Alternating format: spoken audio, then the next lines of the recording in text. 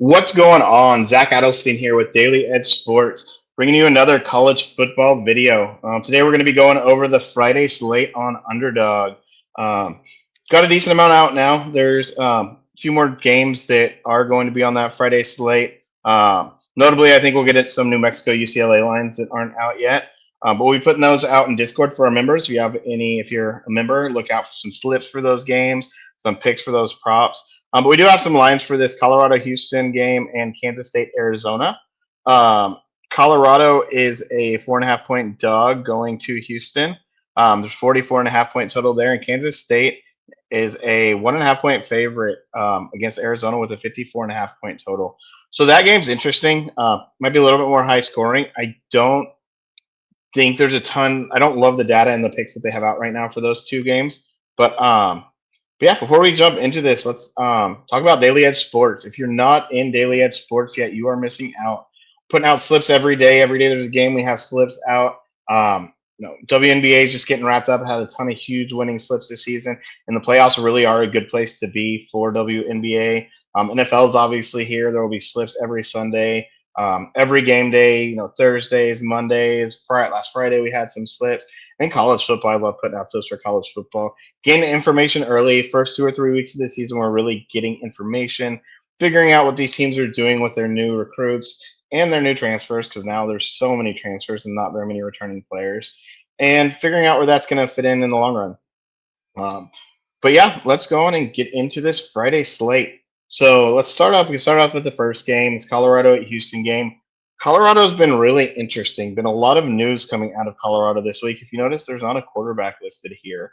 Um, that's because there's speculation that Ryan Staub is going to get the start here. Staub came in relief when they were really close last week with Delaware. Came in and put up, I believe, 21 points in his. It's about a quarter and about 2.5 quarters that he played. Looked really good. Had 153 yards in those 2.5 quarters. Um, yeah, just was slinging the ball around a lot. So looking at that, one place I want to look here is Sincere Brown. So Sincere Brown hasn't been one of the more touted guys. His line's gone up a little bit for receiving yards, but 28.5 receiving yards. Last week, he had 3 targets before Staub came in. Once Staub came in, had 2 targets. One of those was a reception for 71-yard touchdown. The other one was for 36 yards. A lot of those were yards after the catch, and he is facing a very good pass defense here in U of H. But this number is so low that if he's going to get some targets from a much more accurate arm, someone that can actually throw the ball, and is a little bit more mature. Staub came in 2000, I believe he was a 23 recruit. So has been there for a few years, knows the system pretty well. Yeah, these numbers are just so deflated because their quarterback play has been so bad the first couple weeks until Staub came in. But yeah, this is a place I really do like going right here. Sincere Brown over 28.5 yards.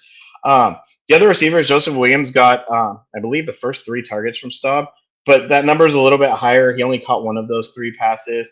And then Draylon Miller has just struggled to catch the ball. So while I do think he could go over this line as well, I don't like that as much. I think McCormick's where I'm going to go here. I'm not going to go too heavy around this. Kind of want to wait and see how this plays out this week. But that passing game is something I do want to watch this week.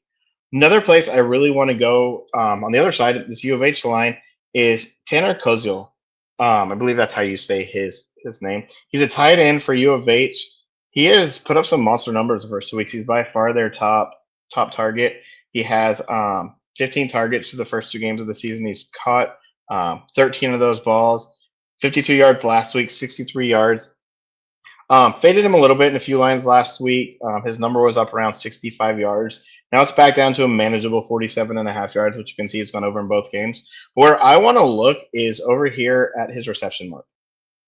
4.5 receptions, and I think you can ladder this up a little bit to 5.5 and even 6.5. If you find a play that you really like with it. But for now, we're going to talk about this 4.5 reception mark. He's going up against a Colorado team that has struggled on defense over the past couple of years. They've not been a great defense. He has 15 targets by far. They've had an awful pass defense. I don't hate his yards here, like I said, either, but I think those targets is the way to go. In coverage, according to PFF, Colorado's bottom 20 in the country right now. They're just ahead of Kennesaw State. If you want to look at kind of where the numbers put them, they're just not a good pass defense at all. I think that Kozio is going to get some targets downfield and also be a safety valve. And yeah, just a really good spot that I like this week. Yeah, Kozio, I think he's a player to watch all season too. He's going to keep getting some targets. Last place I want to go on this slip on this three man. Again, Kansas State, Arizona. I think there's some tight lines. Both teams have kind of been iffy. Kansas State's been not nearly as good as everyone thought they would be. They're 1-2, and their one win was over an FCS team that they won by 3 points against. So just have not been great. Avery Johnson starts with him. He has not been running the ball like he normally does. He's only run the ball 18 times through 3 games this year. Gone over this mark just once in that FCS game. Ran the ball, I believe, 8 times in that game for 43 yards. But here they have him at 41.5 yards. I don't know. This is all based on last year's numbers.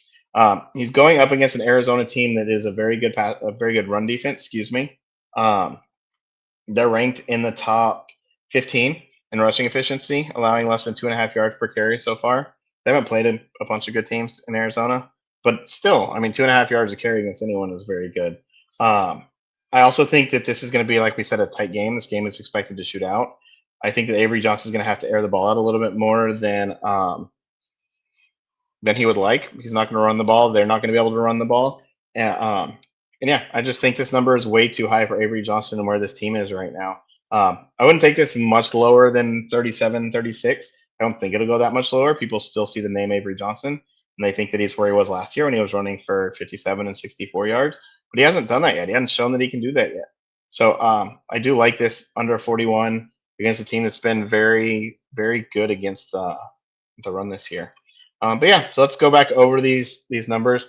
Sincere Brown, over 28.5 yards. This is, again, a speculative play, but I'd keep an eye on the quarterback. If they go back to Salter, I would not go with Sincere Brown. I would not go with any receivers.